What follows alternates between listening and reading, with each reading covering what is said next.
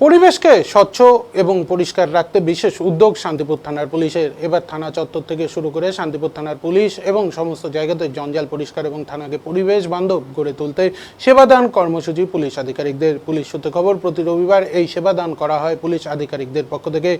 একদিকে যেমন বর্ষাকালে ডেঙ্গুর প্রাদুর্ভাব বাড়ে, সে কারণে থানা এলাকায় বিভিন্ন জায়গায় নোংরা আবর্জনা সহ জঙ্গল গজিয়ে ওঠে। সে কারণে সেই জায়গাগুলিকে পুলিশ আধিকারিকরা নিজেরাই পরিষ্কার পরিচ্ছন্ন করলেন, ব্লিচিং পাউডার ছড়িয়ে জীবাণুমুক্ত করার কাজ করলেন তারা।